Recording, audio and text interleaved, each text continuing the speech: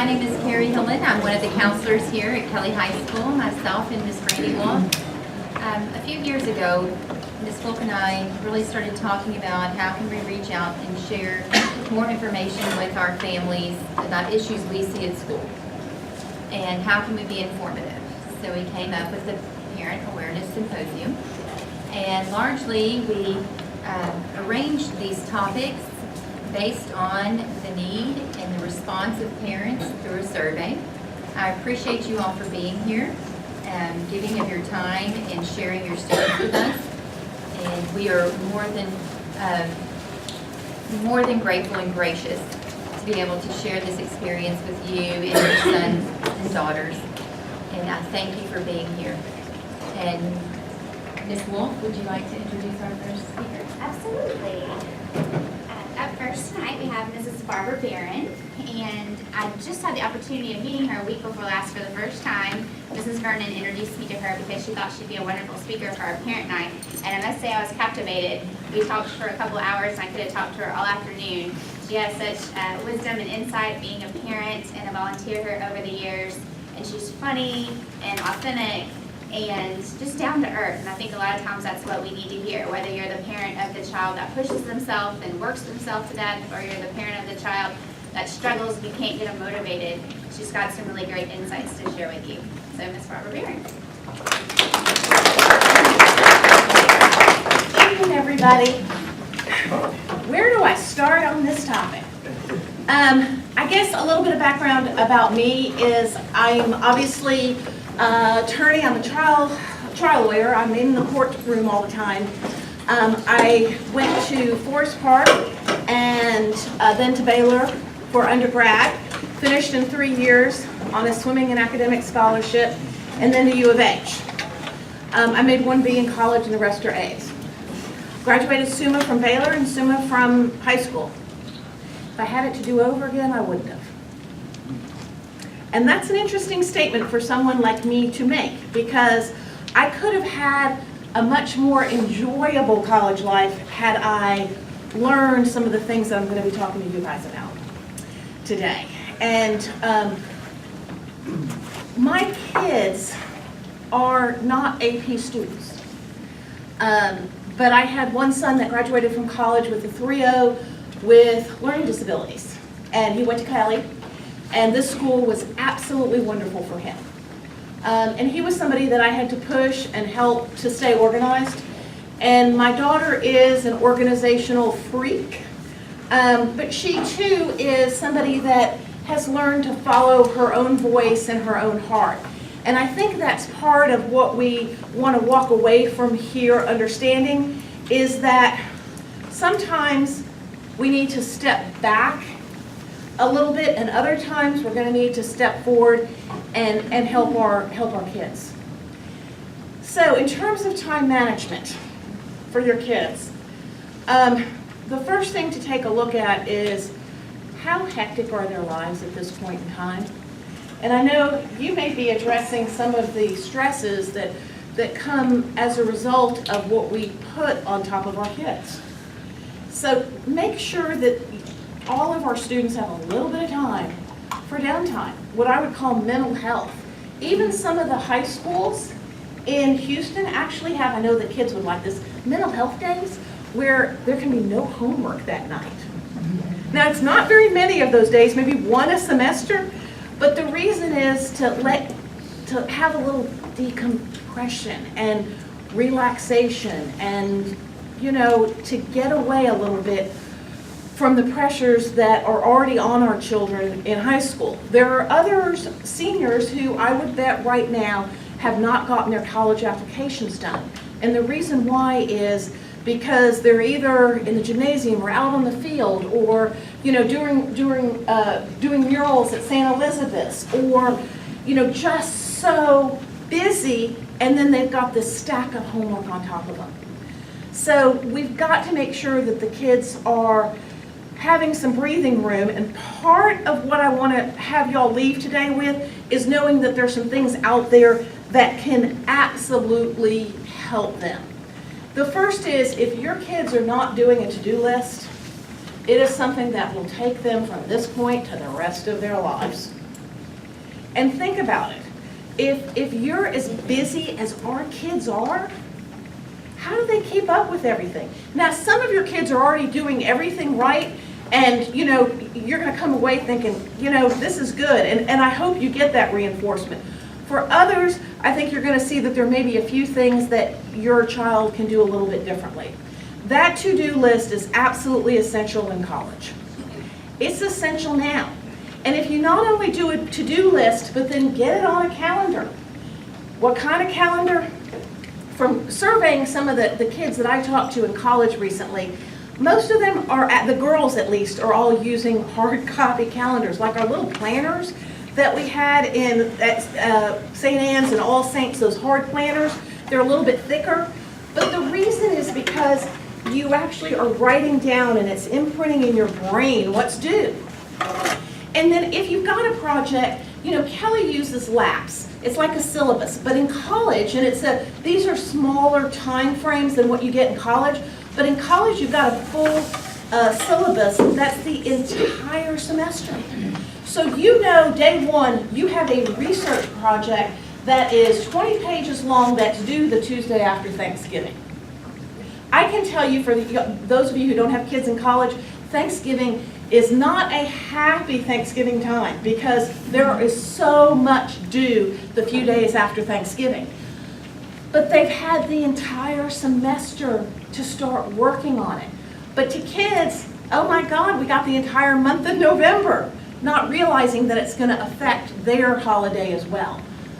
So what that means is get them to not only calendar the to-do, the activity, but back up. We call it docketing in the legal environment, but back up and docket when I'm going to start. This professor was kind enough to let the kids know they need 10 sources and an annotated bibliography, which means a summary of every single article, one-page summary. So we're now expanding that paper out to 30 pages. So get 2 annotated bibliographies done a week. So if you break it down to smaller steps, it's not that unreasonable. We used to have a social justice project here that's a little bit different than the way it is now. And that project was a very good exercise in not only annotated bibliographies, but also in planning. The to-do list and your calendar, I suspect the school has more group projects now than it used to. Those group projects, when your kids hit college, let me tell you, the group projects are the thing nowadays. And so it's not just your schedule.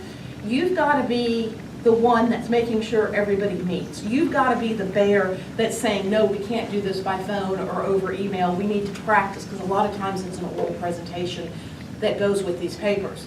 And you don't always get your way. Madison had to do a paper on a very influential person in the United States. Who do y'all all think of when you think of the most influential person, dead or alive, in the United States? She was the only girl in her group. You know what they chose to do it on? Arnold Schwarzenegger. So you don't always get your way in the group. Some of the other things that I would suggest is to make sure that you're looking ahead. I know that with my kids, Sunday afternoon is a great time to get things done. My daughter danced 20 hours a week. She's a dance major in college now, but when she was here, she danced 20 hours a week. She danced for Miss Vernon. Her life was hectic, but Sunday was a good time to get ahead. Those vocabulary books, they were done way ahead of schedule, and sometimes the teachers didn't much like it, but she had to get it done if she was going to survive. And so sometimes it means communicating. And that's my third step. Sometimes you've got to communicate with the teachers, or in college, the professors.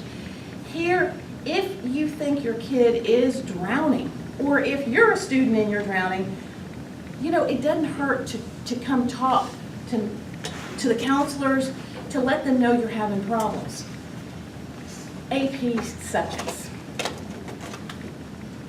There are some people who A&M and UT, or maybe going to Harvard, is the end-all, be-all. And in those instances, I would be telling all of you, AP is the only way you can go. I'm going to drop A&M out of that list for UT and some of the Up East schools. But if your child is looking at going to school in a Texas public school other than UT, they're going to get in if they've got decent grades and they can do semi-well on the ACT or SAT. And I'm talking to y'all because I have a child that has learning disabilities, and I know that. So and I work with a lot of the Kelly seniors on getting their essays done, and everybody stresses about it, but they get in. I've helped kids that were in the third quarter at this school get into A&M, not the blend team, not blend, but directly into A&M. There's ways it can be done. So you can sacrifice, an awful lot if your kids are so overwhelmed with everything going on in AP. And I'm not telling you not to strive, not to do your best. But what I am telling you is make sure your kids are able to handle the workload that they have. And if the goal is to get into Harvard or Yale or some of the up east schools, then AP classes are going to be important. And the councils would tell you, for those schools, you don't even want to take dual credit. You're going to want to stick to AP all the way through. But that's not everybody. So, sometimes you got to step away from your friends, other parents and what they're doing, and think about what your child is. And it's hard at a school like this. When you have my oldest that went here with the learning disabilities, it was hard listening to everybody else that was in umpteen gazillion AP classes. And literally, my son was in math fundies, and that's what the kids called it, all 4 years here. And yet he managed to graduate from college with a 3.0. My daughter, right now, and she has to take all the same core classes everybody else does, has a 3.6. I can tell you this school does prepare you for a college. And they've heard the story before, but there are friends of my daughter who she went to school with from kindergarten through 8th grade. These kids were the scholars that got to take the ACT in 7th grade. We separated. So all the way to 8th grade, they went to public school, she went here. And let me tell you, the kid I'm talking about is extremely bright. They came together back in college, started together. Their GPAs are 1.5 points apart.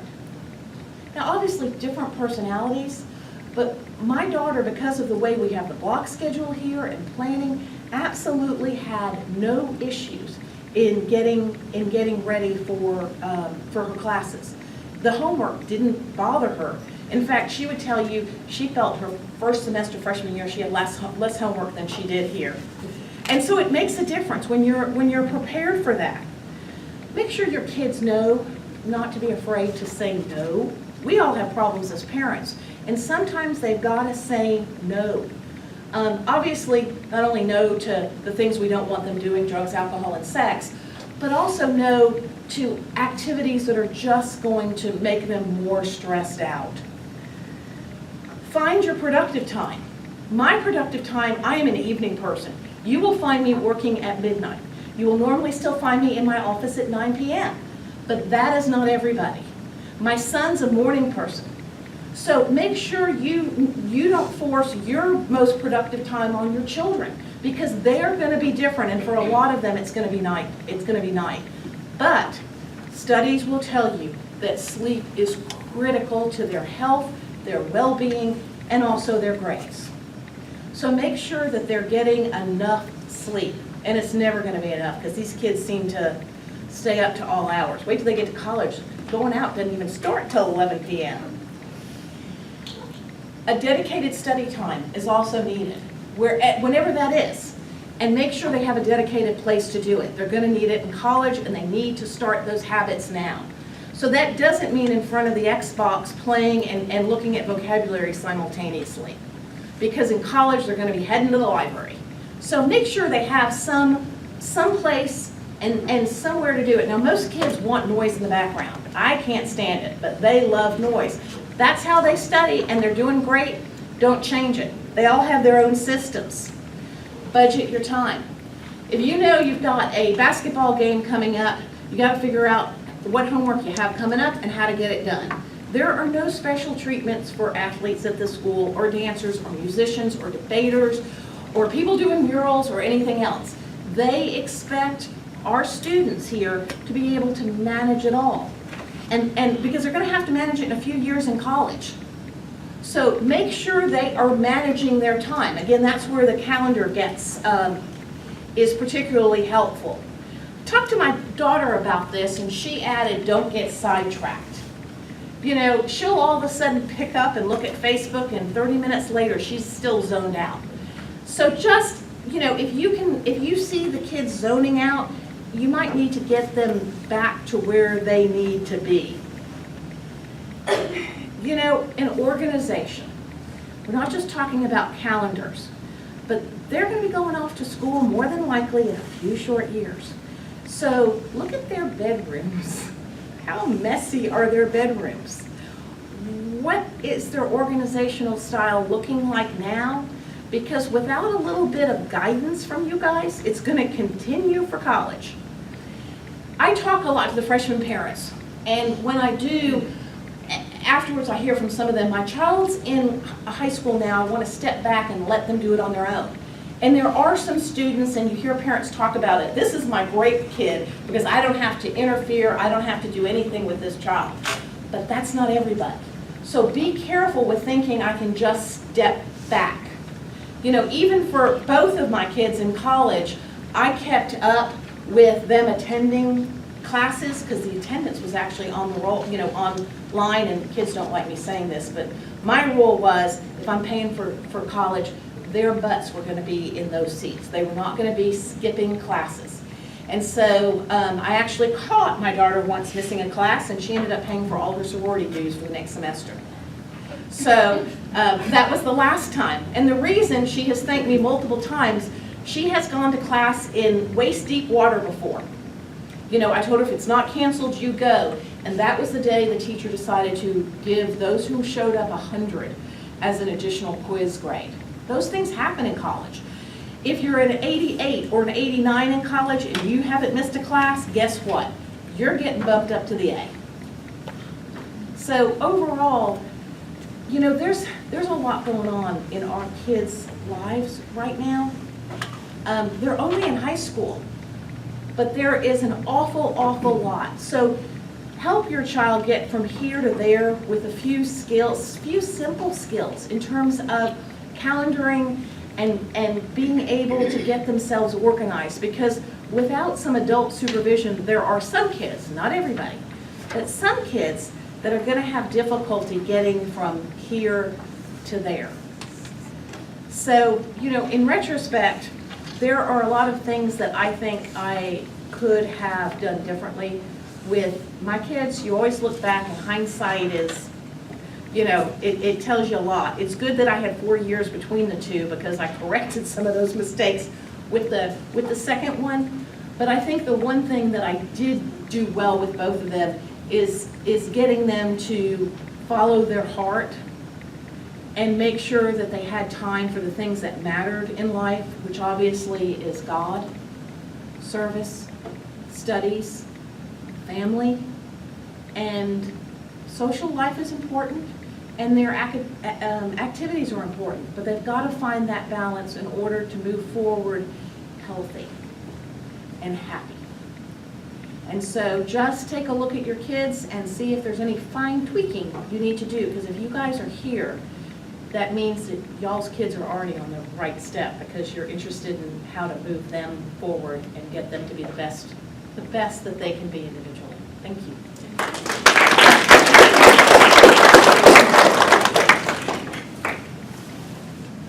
Hello, I'm Bob Meyer, and I too have a Kelly High School graduate who's started medical school in August. So we're happy about that. I'm a licensed psychologist. I worked for UTMB Galveston for about 19 years. The last 13 years I've been in private practice. I've got a lot of kind of unusual religious background. I'm not a cradle Catholic. I was Lutheran Church Missouri Synod for the first 30 years of my life, and Catholic for the last 30, and I think I like Catholic. I've got 4 uncles who are Lutheran pastors, 2 grandfathers who are Lutheran pastors, a brother who's a Lutheran pastor, and a cousin who's Lutheran pastor. And so we come from a very staunch religious background, and the reason I'm Catholic is because my wife came from New Orleans, and that's what they did there, so that's what I'm doing here.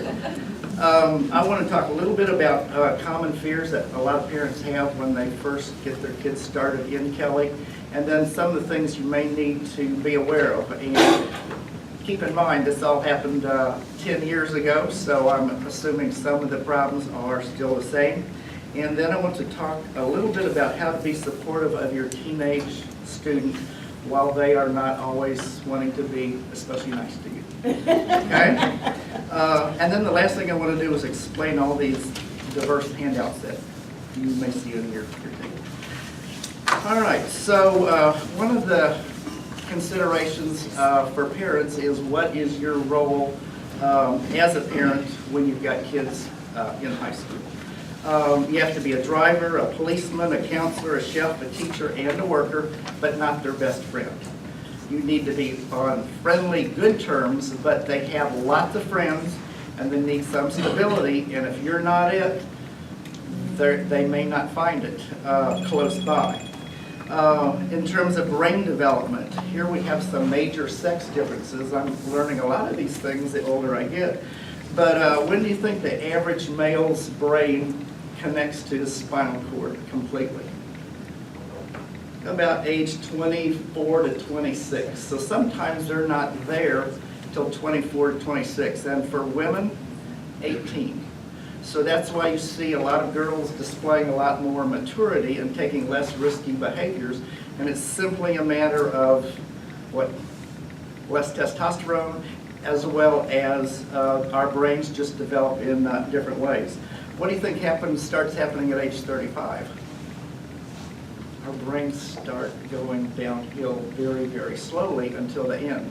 So as their brains are getting smarter and brighter and they're assimilating a lot of information, we slowly go downhill, which is part of life, and you'll probably be reminded of that sometime through your child's high school career. Some of the other common fears: automobile accidents. Which group of people are the very most dangerous in terms of driving? Males, 16-year-old males by far have the worst of any sex or age category. And what increases this exponentially? Number of people in the car. Because there's a lot of conversations going on and the driver's wondering, where he fits or she fits in the conversation. So one of the things is watch out who's driving the vehicle, as well as how many kids are in the car. One time I drove my daughter to Lumberton to visit her girlfriend, and she was going to start driving the car once we got there. Well, actually, she drove off the whole way. And then once they get in the car, they start driving me around. I'm in the back seat, and they're going like this, just talking and talking and talking. So the number of distractions in the vehicle has a huge impact on the number of accidents your child may have. So be aware of that one. Alcohol abuse. I guess in a lot of neuropsychological studies, it shows the earlier that people start drinking alcohol or using drugs, the harder it is for them to get off of it. So one of our jobs becomes being that policeman, not being the wonderful, warm parent who wants to have all the kids over to the house drinking beer in your backyard by the pool. That is not doing them or anybody any good. The later they start, typically the more healthy the brain is and the longer they're going to live. The other thing is, if you have any relatives that have alcohol problems or mental health problems, you may want to discuss this with the kids, because there's a genetic factor in a lot of mental health problems as well as alcohol problems. They say, I never completely understood why alcohol is called a disease, but one of the reasons it is we all have different levels of tolerance for it. Some racial groups have better tolerance than others, but no matter what the racial group, if your family members have had a lot of difficulty with alcohol, your child needs to be warned about this, and you need to talk about it. Substance abuse, same kinds of things. Identity issues. I guess in my era, growing up many, many years ago, and I just attended my 50th high school class reunion about 2 weeks ago in Fort Wayne, Indiana. Kind of the athletes and the cheerleaders were the two main spots on campus. And there wasn't this kind of diversity in terms of we value different things, but it was all who are the athletes and who are the cheerleaders, and then everything else went. Is that still going on to some extent, would you say? We have lots of different groups, but I think that is the American traditional Okay. stereotype. But what I've noticed more recently too is that there are other things that are becoming more valued, but the main thing is your child needs to know who she is or who he is, and the sooner they can find a little niche that may carry them throughout life, the easier it is for them to adjust to no matter what the situation is. So, some are known as the leaders, the computer experts, the musicians, the helpful person, the brain, the loner, the writer, the dog lover, the queer one, the chess king, the religious one, the gothic one, beauty queen. So we all have our own little identities. So exposing them to as many positive, helpful people as you can throughout their grade school and high school career is going to be very helpful for them. In terms of sexual abuse, this one is a difficult one. The statistics are 1 in every 4 women in the United States has been sexually abused at one time or another in their lives. 1 out of every 4, that's a lot. And what's even more surprising, at least to me, was 1 in 6 boys or men have been sexually abused at some point in their lives. So this is something that is worth talking to them too, because they may get in situations where you don't want this to happen to them, and prevention may help and it may not. One of the things they've found out recently is that stranger danger is no longer used as a slogan for the rape and crisis suicide centers. Do you know why that is? Because, pardon? It's not strangers. Exactly. It's rarely a stranger, and what's worse than that, 90 to 95% of the time it's a family member. It's mother's boyfriend, the stepfather, the brother, the uncle, the cousin. It's somebody that the kids know and are exposed to. So the problem is even in your own family, no matter how good or how wonderful all the people are, you have to keep your eyes open because this can be very traumatic. And a lot of times, instead of, a lot of times it's difficult for kids who have been abused to think their way through it or talk their way through it because they've got nobody to talk to and the perpetrator is in the household. So that becomes very difficult for them. And in counseling centers, they try to help kids define their lives in terms of who they are, what their interests are, and one incident that may have happened in a 3-hour period of time should never define who they are for a lifetime. So if your child ever has an issue like that, please get them counseling, but better yet, talk to them, yourselves about it and help them think their way through it and make sure that that's not the defining point in their lives. Unplanned pregnancies. Guess which state has led the nation in unplanned pregnancies for many of the last 30 years? Texas. Texas. And why do you think that is? There's lack of education and there's lack of public funding for techniques that will reduce that from ever happening. Somebody too told me that's because we got a lot of Catholics in Texas, where their birth control methods are not always followed, and the end result is large families. Okay, here comes, this is an interesting one here, sexual identity. Some statistics here. Well, let me first tell you a little personal story. My daughter was 23 years old, Rice graduate, straight A's at Rice, went to Mass 4 times a week at Rice, calls me on the phone, I'm in my office, and I say, okay, Stacy, what's going on? And I just give them some what I thought was good advice to my clients. And Stacy says, I'm going to need a drink of water here. Says, Dad, I've got a question to ask you. I think I've fallen in love with my girlfriend. I said, fall in love with your girlfriend. Stacy, don't worry about that. All kinds of kids who go to college fall in love with something or other, and you'll work your way through it. Then the next year, it was, Dad, I'm the president of the psychology club at Rice University.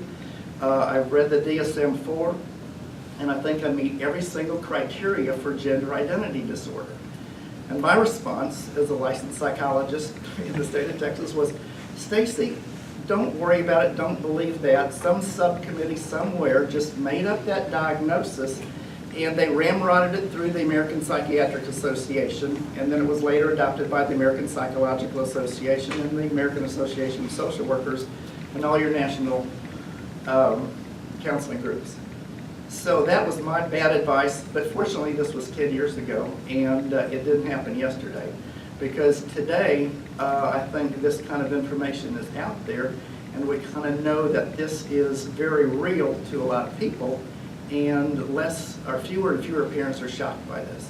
But for the most part, 10 years ago, if you told your parents about it, 1 out of 3 kids got kicked out of their homes. And in today's society, you need parents. And so a lot of these kids just hit the streets. 1 out of every 4 homeless kids on the streets of Houston are gay or lesbian, bi or transgender. And that's just sick. And the parents think they're doing the right thing by getting the sin out of their house. And that's just horrible. So no matter what the circumstance, be a supporter of your child and don't do what parents did 10 years ago. Okay, here's one of the issues too, is how many people do you think are heterosexual in the general population? 19 out of 20. So that's about 95%. And in a voting society, guess who's going to get most of the votes? The 95%. So that leaves about 5% left over who are lesbian, gay, bisexual, or transgender. That is a very small minority. And so, when laws get enacted, when other things happen, a lot of people don't take into account that, this is not something these kids asked to be. In the last 10 years, I've probably talked to over 100 gay, lesbian, transgender kids, and none of them said it was a choice. It was a thing that I wanted to do. Most of them say, I was embarrassed, I was shocked, I hated it, and I still hate myself. So that is not good.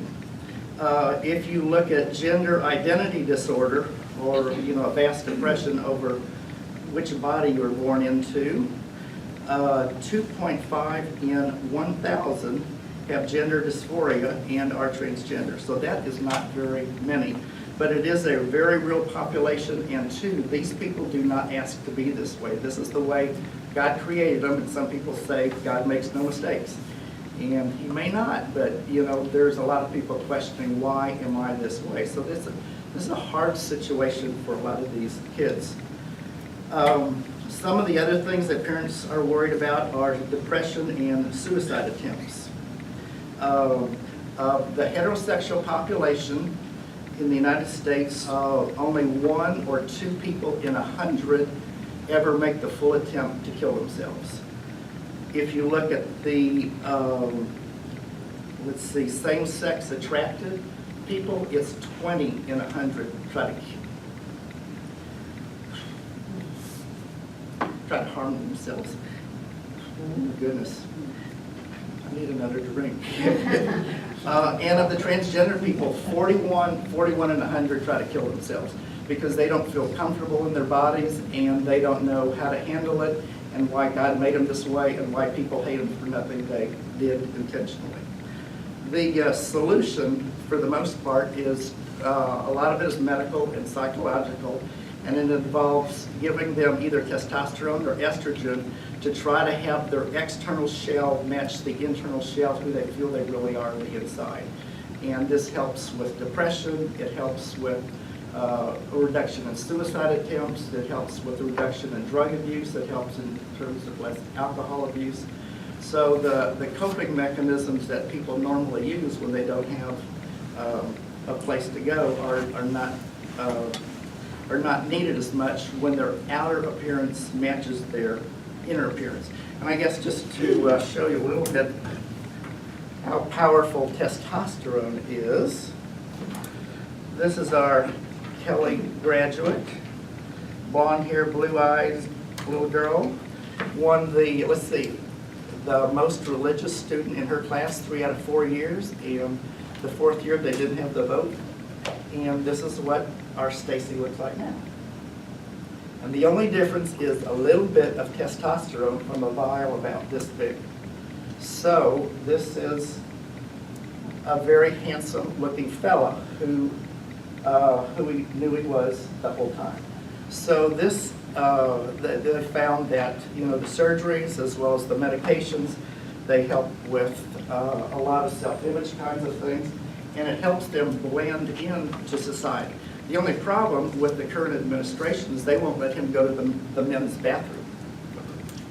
So can you imagine what's going to happen when the laws, get changed, and he'll have to go to the ladies' bathroom because he has a vagina?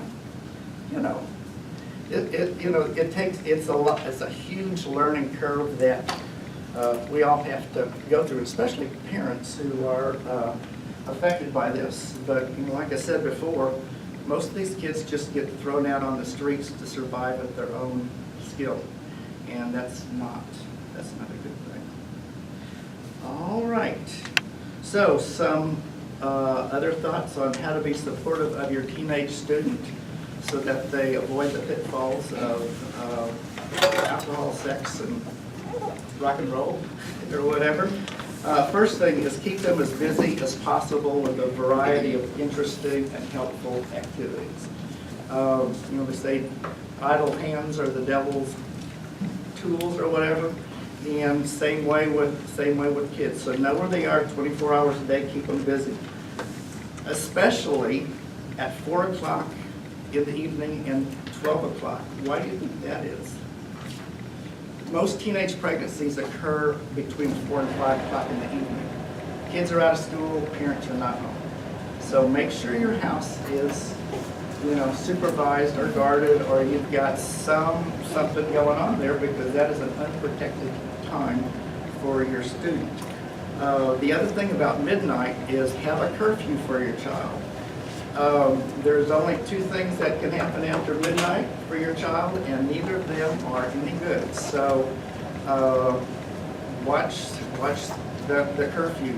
One of the other things is, I know the police will kind of back this up, but a lot of the violence on Crockett Street that we've had the last couple of years before it kind of shut down, it was all after midnight. People just milling around, half of them are drunk, somebody starts a fight, and then somebody gets hit in the head with a brick, just an onlooker. So just being there, even though you're not doing anything, puts your child at risk. So remember the curfew. The back page, I've got a number of things here. And let me see, how many more minutes do I have here? About 5 maybe. 5, okay. Tell them you love them on a weekly basis or more often. This is the second one is the one I had trouble with. It says, say twice or more as many positive things to your kids as corrective things. And it's hard when you and your spouse are both working and you're coming home and you see stuff laying on the floor, things where they shouldn't be. Your first tendency is not to greet them and spend 5 minutes of how was your day, but it's, get this stuff off the floor, because we're busy and we don't have time. So they usually recommend in marriages as well as families, take the first 5 minutes of every day that you see your child or people that you love, and just talk to them about their day before you worry about cleaning up the floor, the table, or the clothes. What else? Oh, have a supportive group of other parents from Kelly that you trust. And at the beginning of the year, or whatever time it is, promise to keep each other informed as to what you see and have heard about their child and your child. And let them know that you want to hear both the good and the bad, because these kids get on a roll of their own and they're in their cars and they're gone. And unless you have your spies carefully planted all over the place, you're not going to have any clue as to what's going on. When you're discussing things with your teen, remember that your objective is not to win the argument, Your objective is to listen to their point of view and help them develop their problem-solving skills and listen to them. When you are driving a group of teens, that's a really good time to be quiet and to listen, because you will find out what all the gossip is. And then if it's gossip that, your best friend is at a party and kids keep coming through the backyard and getting beers out of their cooler, then you've got something to tell your friend about. I remember once in my wife's office, they had a woman who had a son who had a very serious blood disease. And he went to a party at a Kelly house. Parents were out of town. Don't go out of town unless you got grandma in the house. Parents were out of town, and somebody shoved them through a glass door. So, parents came back and, didn't say anything, and no big issue, but this kid about died in the emergency room. So this is the kind of stuff that can happen in your house if you're out, especially over weekends. So I got elected, or maybe I nominated myself to call the home on the phone and find out what had happened. So I talked to the dad and I said, did you know there was a big party at your house last weekend? He said, no, I don't think so. And you sure you got the right house? I said, no, pretty sure, because the kid almost died going through your back door, your glass door. And he says, well, come to think of it, we got back and there were 5 trash cans that were filled with cans and other, just paper and other litter. And so he says, well, let me go outside and check. So he started sweeping, and there was glass all over his driveway. And he says, well, I really I don't like to hear this, but I really appreciate you calling. And he was a good person, and glad to know what happened. The only bad part was his wife had kind of been on the phone with the child and had helped the child get everything all cleaned up. So there was a little discussion going on there, but the main thing, the learning lesson is do not leave your house unattended. If it is, have a family member in the house, have the neighbors on both sides, across the street, and even in the backyard know, because your house may be in danger. Another funny, it's funny now that it's over with, but a friend of mine came home from vacation a day early with his wife. And there was a lot of music going on and loud noise and drinking and smoking. And he said, that wasn't the bad part. The bad part was I walked into my study and there was a kid sitting at my desk with gin and tonic, smoking my Cuban cigars. And he said that was way too much. So these kinds of things happen. And, with the cell phones, they can have a party in 5 minutes anywhere in Beaumont. So you have to be a couple steps ahead. Prevention. Another thing, lock up liquor cabinets, drug drawers, both legal and recreational drugs, and your guns for 4 years, because they will be tested while you are out. Another thing, I'll just pick 2 more things here. Be indirect in some of your teaching.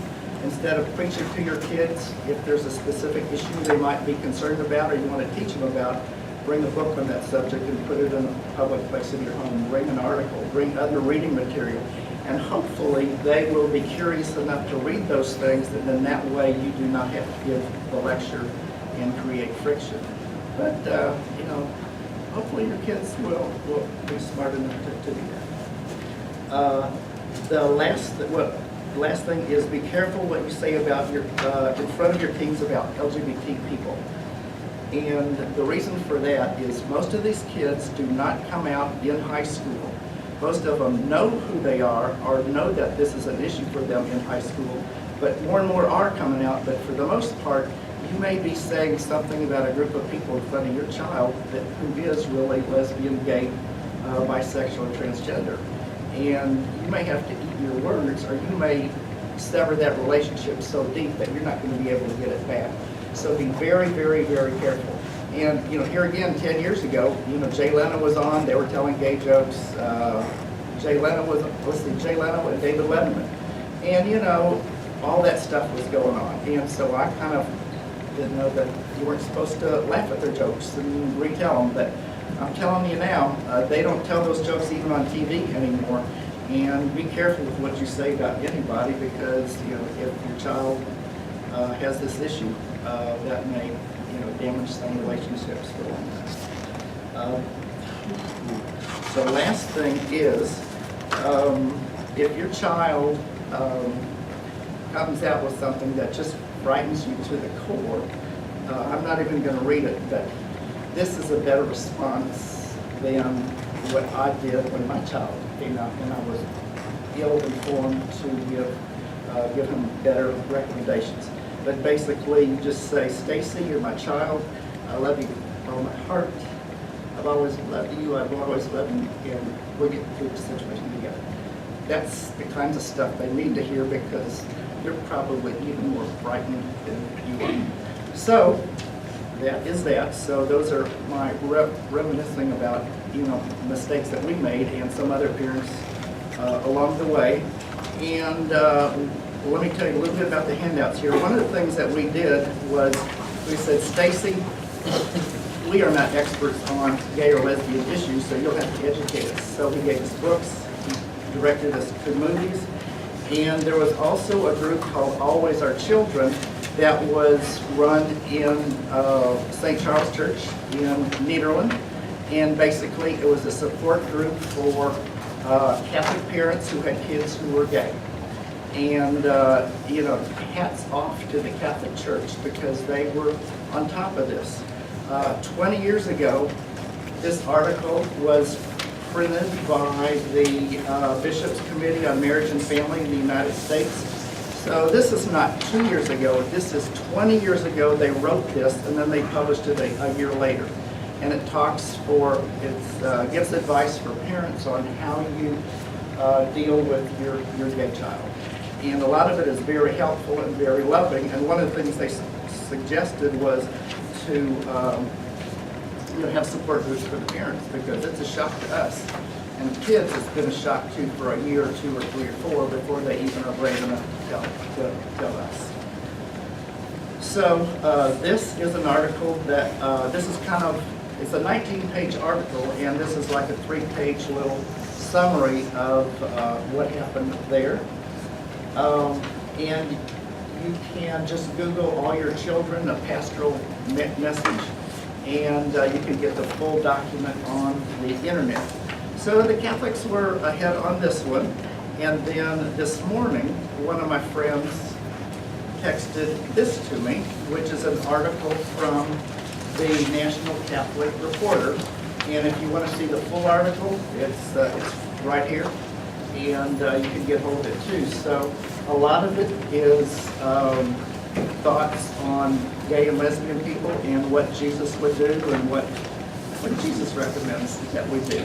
So this is 2 pages of maybe a 6-page article. And then this is a fact sheet written by a Kelly graduate. You can guess which Kelly graduate it is, but it's a position statement put out by the American Psychological Association. So I guess in summary too, Kelly kids do well in college, and just one little story. When we were looking for colleges, my wife and I left Texas A&M. We liked the dogs buried under the cement, looking at the scoreboard. We liked everybody walking on the sidewalk. We enjoyed the courtesy, and you know, we were just tickled to death and hoping our child would choose that school. But instead, he went to Rice. And we say, well, why did you choose Rice? And he said, well, at Rice, at Texas A&M, they tell everybody to walk on the sidewalk in a straight path. But at Rice, nobody uses the sidewalks because we're taught to forge your own path. And that's what this kid's been doing, our Kelly graduate child. So couldn't help but make a remark on that behalf. So questions, we'll be glad to answer anything. Sure. My wife and I used to go to it, I guess it was one Sunday out of the month, and I don't think it's meeting anymore. That's not that I'm aware of. Okay. But it could be easily resurrected if there was enough interest in it. The other thing is I was president of PFLAG Beaumont for the last 2 years. And what that is a PFLAG used to stand for Parents, Family, and Friends of Lesbians and Gays. And what it is a support group for both parents allies and LGBT people themselves. And there's like an educational program for 20 minutes. And then after that, there's 1 hour of confidential support groups where they talk about issues, you know, who's safe to talk to, who's not safe to talk to, you know, where do you get medications, you know, what do you do, when and where. So those meetings are on the 3rd Sunday of every month from 2 to 4, and they meet in the Legacy Community Health Clinic right across the street from St. Anne's Church. It's the old place where the podiatrist office was. So that's where we meet. And anybody who's interested in going, you know, that'd be a good place. It's called PFLAG.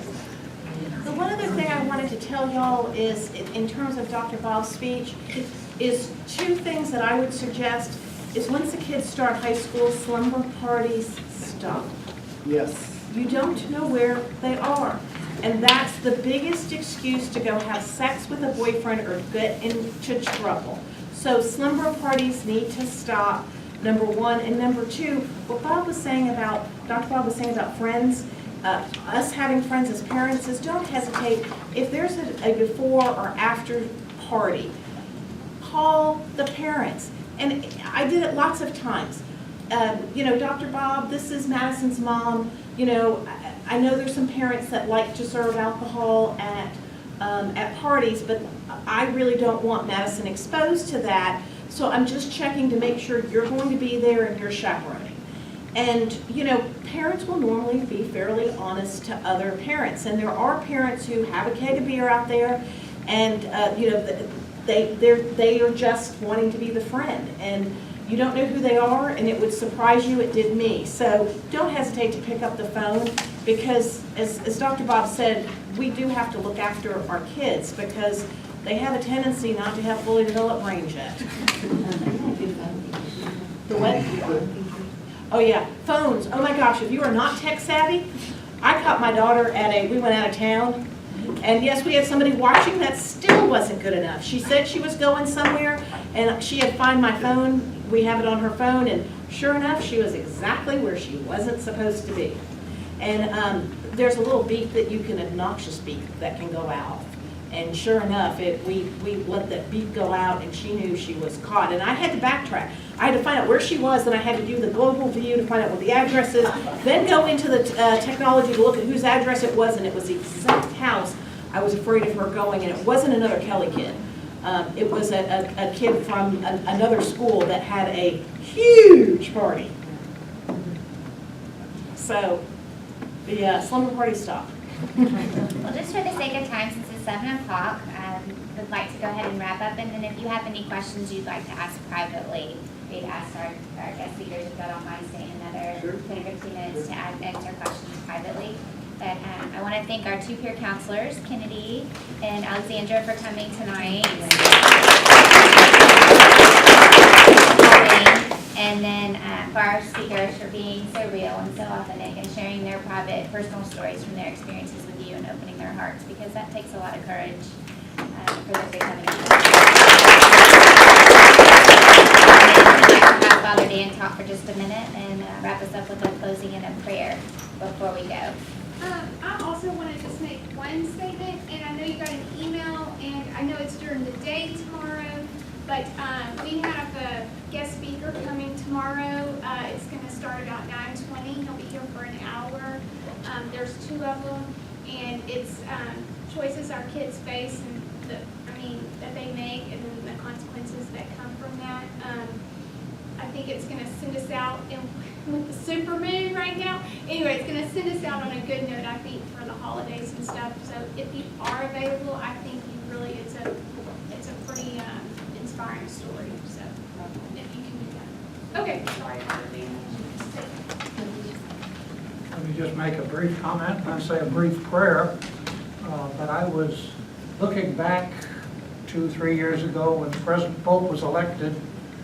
He came out on the big balcony and he said, you know, I went to the end of the world to find you, he said, Pope, find you a pastor. And he's a very different type of pope, at least in my estimation. because he is a pastor. And one thing he's trying to tell the church today, and he uses the very words, he says, the church, whether that be the priest, school, parents, we have to accompany people. And you have to accompany your kids. And especially if you run into some of these tough situations, that's when they need someone at their side that they can count on. But if the kids need accompaniment, parents need it too. And that's one value of getting together like this, or the support group that Bob, I was part of that group kind of as a host for about 20 years. And to see how parents, and that's just one situation, and that doesn't happen that often, but situations happen for every kid, whatever they are. And these parents could help each other, accompany each other in kind of uncharted territories. And so have people walk with you, and be someone who walks with your kids. And you don't have to be their best friend, but you have to be someone they can count on being there, which means you accompany them, especially in those moments when they're really needed. Let us pray. We thank you, Lord, for this opportunity to be together. We thank you for kids, for parents.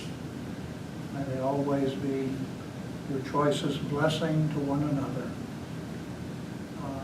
Help parents and kids to always find in each other what they need.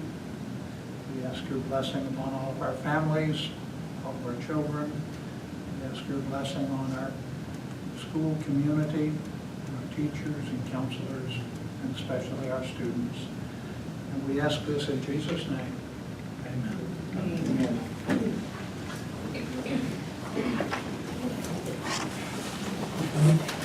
Okay, thank you all for coming. We're really pleased that you joined us tonight. Feel free to have enjoy some more refreshments before you go. There's a lot, yes. Oh, I forgot to tell y'all. Dr. Phelan is going to have some parenting classes. She's going to take 30 parents. So I was going to let y'all sign up first before I send it out to everybody. So if you're interested in those, I have some flyers if you want to take one.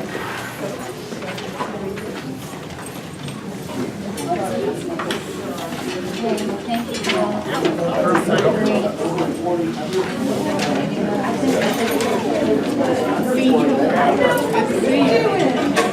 It's kind of a, I don't know, I'll tell you more. It's an old wine organization.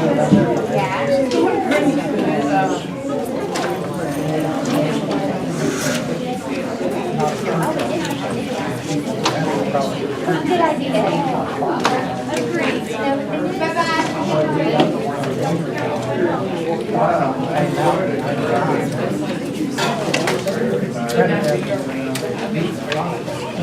Parents can't come to me and say, you know, I saw that, and said we should have a so well, let me go to doctors. So people said I didn't.